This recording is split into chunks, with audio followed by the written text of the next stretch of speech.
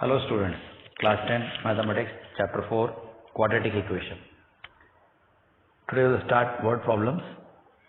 The first question, the product of two consecutive positive integers is 306. Form the quadratic equation to find the integer. So product of two consecutive positive integers, two consecutive मतलब अगले अगले दो numbers, मतलब 2 और 3 हो सकता है, 15 16 हो सकता है, 2 के बाद 3 आता है, 15 के बाद 16 आता है, इसी तरीके से 7 के बाद 8 हो सकता है, 96 के बाद 97 हो सकता है. तो यानी कि अगले अगले दो नंबर होने हैं. अगर फर्स्ट नंबर 36 है तो नेक्स्ट क्या होगा, 36 प्लस 1 37 होगा. अगर 71 है तो 71 प्लस 1 72 होगा. अगर पहला टर्म मेरा x है तो अगला टर्म क्या होगा, x प्लस 1 होगा. तो these are my two consecutive numbers. क्योंकि पहला नंबर ही मुझे पता नहीं है तो मैं उसको x ले लिया, तो उसका अगला टर्म क्या होगा, उसमें एक ज्यादा होगा. तो अब हमें पता चल गया टू कॉन्जिक्यूटिव पॉजिटिव इंटीजर्स. तो यहाँ पे पॉजिटिव इंटीजर्स लेने हैं, नेगेटिव नहीं. जो भी आंसर आएगा उसमें सिर्फ पॉजिटिव आंसर हम ले लेंगे, नेगेटिव को हम छोड़ देंगे. प्रोडक्ट का मतलब हम जानते हैं मल्टीप्लिकेशन. तो मल्टीप्लाई करने हैं दो कॉन्जिक्यूटिव नंबर्स को, यानी कि x और x प्लस 1 को. प्रोडक्ट क्या होगा, 306 होगा. ये हमारा क्वाड्रेटिक इक्वेशन बन गया. x into x plus 1 equal to 306. x को मैंने x से मल्टीप्लाई किया, मुझे मिल गया x स्क्वायर. x को मैंने 1 से मल्टीप्लाई किया, मुझे मिल गया x. और 306 को मैं RHS से LHS ले आया तो माइनस 306 हो गया. इस तरीके से मेरा क्वाड्रेटिक इक्वेशन बन गया. Now I can solve the quadratic equation by splitting the middle term. 306 के मैं फैक्टर्स निकालता हूँ, तो 306 के फैक्टर 18 और 17 आते हैं. और क्योंकि मिडिल टर्म मेरा पॉजिटिव है और ये नेगेटिव है, a into c is negative and the middle term is positive, therefore larger number will be positive and the smaller number will be negative. तो इस तरीके से मुझे मिल गया प्लस 18 एंड माइनस 17. तो this is my splitting of the middle term. तो middle term मेरा split हो गया. Now I can group the first two term and the next two terms.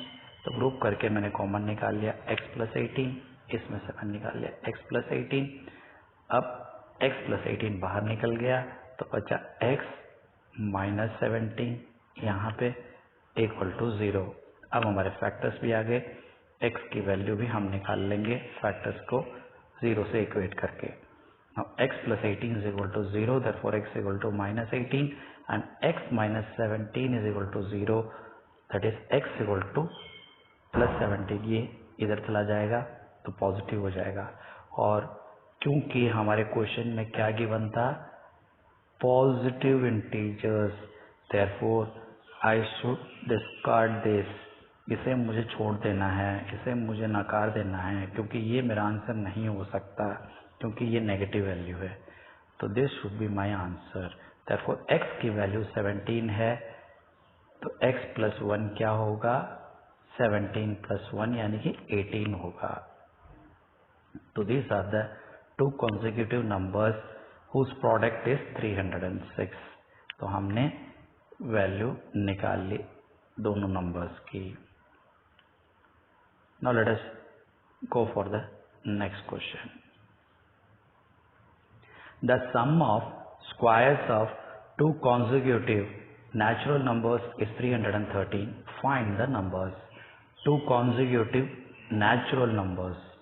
Again consecutive, अगले अगले. Natural numbers यानी कि negative नहीं हो सकता, जीरो नहीं हो सकता. A number start from 1. तो 1 2 हो सकता है, 7 8 हो सकता है, 33 34 हो सकता है, 17 17 प्लस 1 18 हो सकता है. यानी कि जो पहला नंबर लूंगा उसमें 1 ऐड करूंगा तो सेकंड नंबर मिलेगा। पहला नंबर लूंगा उसमें 1 ऐड किया, पहला नंबर लिया उसका एक नंबर ऐड किया, पहला नंबर लिया उसमें एक ऐड किया। तो अगर पहला नंबर मैं x लेता हूं तो अगला नंबर क्या होगा, 1 ऐड करना होगा।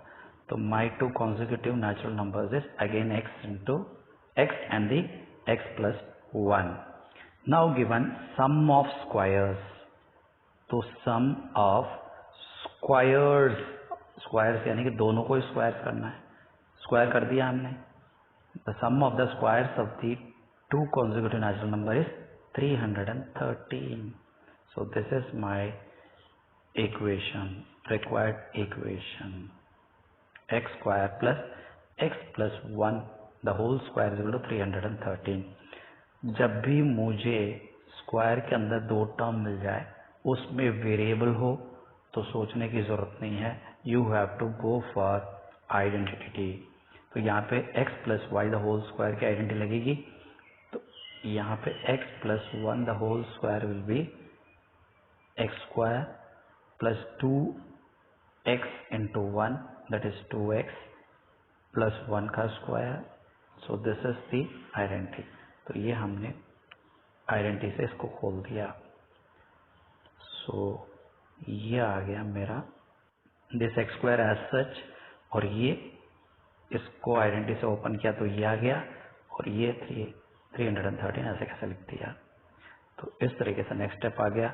Now x square plus x square is nothing but 2x square, 2x plus 1 ही इधर है और 313 इधर आ गया, तो माइनस 313 इज इक्वल टू 0। तो 313 में से 1 घट गया तो 312, और क्योंकि नेगेटिव वैल्यू बड़ी है तो यहाँ पे हम नेगेटिव लगा देंगे। Therefore my equation is reduced to 2x square plus 2x minus 312। अब क्योंकि सारे टर्म्स 2 से डिविजिबल है तो हम 2 से डिवाइड कर सकते हैं, या फिर 2 कॉमन निकाल के राइट साइड में डिवाइड में ले जाएंगे। तो ये आ जाएगा मेरे पास, तो एक्स स्क्वायर एक्स 312 का 2 से डिवाइड किया तो 156। तो ये मेरा simplified form of quadratic equation मिल गया। अब मैं स्प्लिटिंग द मिडिल टर्म से अगेन कर लूंगा। a is 1, c is minus 156, तो a is 1 here and this is c, दोनों को मल्टीप्लाई किया माइनस 156 आ गया। Now the factors of 156 are 13 and 12 that are suitable to me, ये हमें सूट करता है तो हमने ले लिया। अब क्योंकि मिडिल टर्म पॉजिटिव है और ए सी नेगेटिव 156 है, तो नेगेटिव है तो दोनों में से एक नेगेटिव होना जरूरी है, क्योंकि मिडिल टर्म पॉजिटिव है तो बड़ी संख्या आगे प्लस, छोटी संख्या के आगे माइनस। देयरफॉर ये आ गया प्लस 13, ये आ गया माइनस 12 माइनस 156। तो हमने इस तरीके से इसको स्प्लिट कर लिया। Next grouping the first 2 term, दोनों टर्म को मैंने ग्रुप किया, इन दोनों टर्म को मैं ग्रुप करूंगा तो इनमें से कॉमन निकल जाएगा 1, इसमें से निकल जाएगा माइनस 12, और इस तरीके से मैं ग्रुपिंग करके कॉमन टर्म बाहर ले लूंगा। तो मेरे पास आ जाएगा x into x plus 13, minus 12 यहाँ कॉमन आ गया तो x प्लस 13 अंदर रह जाएगा। x plus 13 is common in both this term, therefore this will come out, और यहाँ बच गया x माइनस 12, तो ये आ गया x माइनस 12। तो मेरे पास दो फैक्टर्स आ गए, x प्लस 13 और x minus 12 is equal to 0। x plus 13 को 0 के बराबर रखता हूँ तो 13 उधर चला जाएगा तो x इक्वल टू माइनस 13, और x माइनस 12 को मैं इक्वेट करता हूँ 0 को, तो माइनस 12 उधर चला जाएगा तो प्लस 12 आ गया। क्योंकि मेरा नेचुरल नंबर है तो नेगेटिव नेचुरल नंबर होता नहीं है, तो discard this and you will get this as the answer for this one. Therefore minus 13 is discarded and plus 12 will be my answer। x की वैल्यू अगर 12 है तो x plus 1 हो जाएगा, 12 plus 1 that is equal to 13। Therefore my answer is 12 and 13। तो यहाँ पे discarded लिखना जरूरी है इस तरीके से, this is discarded, this value is discarded।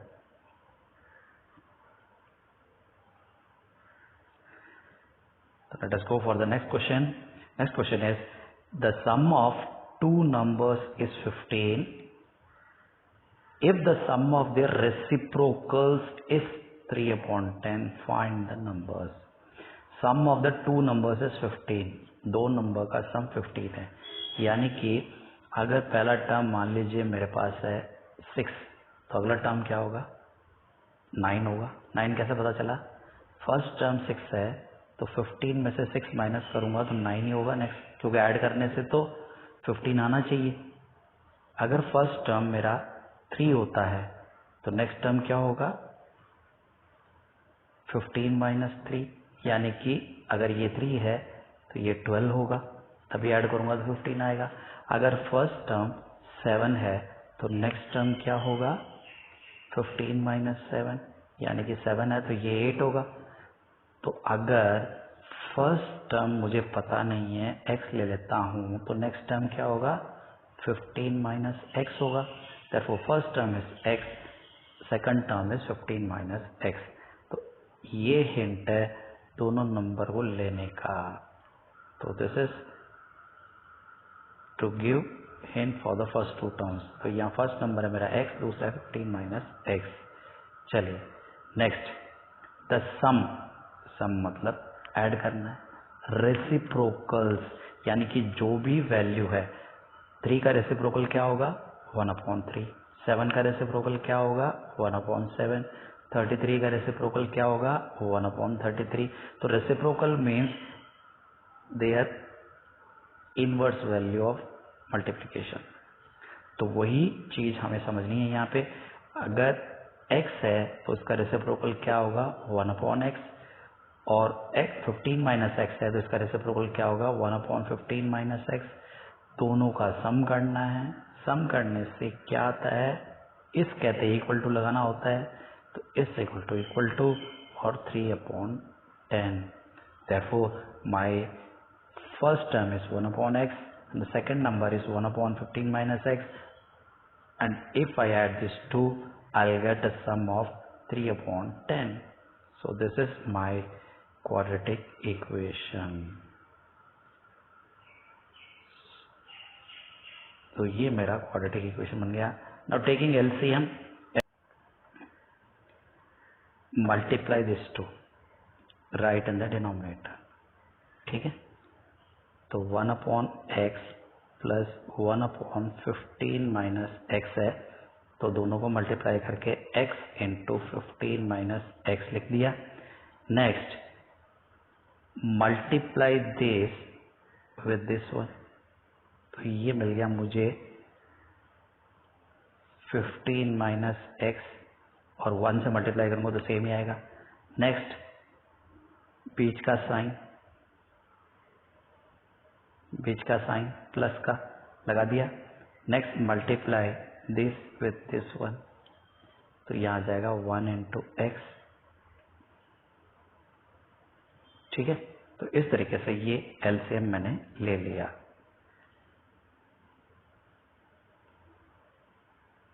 LCM लेने के बाद में नेक्स्ट क्रॉस मल्टीप्लाई, सिंप्लीफाई करके आप क्रॉस मल्टीप्लाई कर लीजिए।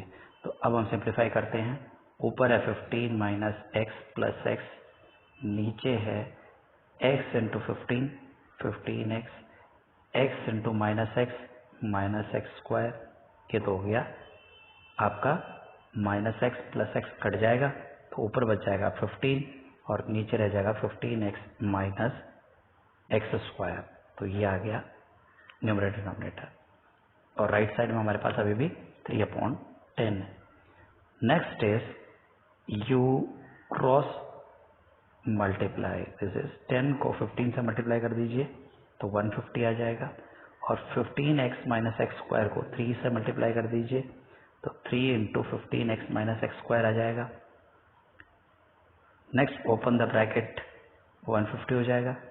3 into 15x 45x, 3 into minus x square minus 3x square, तो ये मेरा सिंगल टर्म में आ गया। अब सारी चीजें bring all the term to the same side, 3x square LHS में आ जाएगा, प्लस का हो जाएगा, 45x लेफ्ट में आ जाएगा, माइनस का हो जाएगा, 150 लेफ्ट में ही है, पॉजिटिव ऐसे कैसे रहेगा, इक्वल टू सारे टर्म्स राइट के लेफ्ट में आ गए तो यहाँ पे कुछ भी नहीं बचा तो 0 हो गया। तो now I have got the quadratic equation 3x square minus 45x plus 150। अभी भी मुझे लग रहा है कि सब में कुछ कॉमन टर्म है, 3 है, तो 3 कॉमन निकाल लेता हूँ तो बच जाएगा एक्स स्क्वायर। 45 को 3 से डिवाइड किया 15x, 150 को 3 से डिवाइड किया 50 इज इक्वल टू 0। इस 3 को मैं 0 के नीचे ले जाऊंगा, 0 upon anything is 0, therefore my quadratic equation will be x square minus 15x plus 50 is equal to 0। तो सिंप्लीफाई करके मेरे पास क्वाड्रेटिक इक्वेशन बन गया ये x square minus 15x plus 50 is equal to 0, और इसको मैं स्प्लिटिंग नंबर टर्म से कर लूंगा। a इज 1, c इज 50, तो a c इज 50, 50 के फैक्टर्स मुझे दिख रहे हैं 10 और 5, मिडिल टर्म इज नेगेटिव लेकिन ये पॉजिटिव है, इसका मतलब या तो दोनों ही नेगेटिव होंगे दोनों ही पॉजिटिव, क्योंकि मिडिल टर्म नेगेटिव है तो दोनों ही नेगेटिव होंगे, देयरफॉर -10 और -5। अब ग्रुपिंग कर लेते हैं, स्प्लिट हो चुका है, ग्रुपिंग करके कॉमन टर्म निकाल लेते हैं। फर्स्ट 2 टर्म में सिर्फ x नजर आ रहा है, सेकंड 2 टर्म्स में -5 नजर आ रहा है, तो ये बाहर निकल गया, बच गया x माइनस 10 दोनों में कॉमन, और यहाँ बच गया x, यहाँ बच गया -5, ये आ गया x minus 5, therefore I have 2 terms now, x minus 10 is equal to 0, x minus 5 is equal to 0। अगर x माइनस 10 0 होता तो राइट साइड में 10 आ जाएगा तो प्लस का हो गया, और इधर 5 हो गया प्लस का। इस तरीके से मेरे पास 2 पॉसिबल आंसर्स हैं, x के 10 और 5। अगर x की वैल्यू 10 है तो 15 माइनस x हो जाएगा 5, और अगर x की वैल्यू 5 है 15 माइनस x की वैल्यू हो जाएगी 10। Now take the practice question and we shall meet in a new video with a new topic.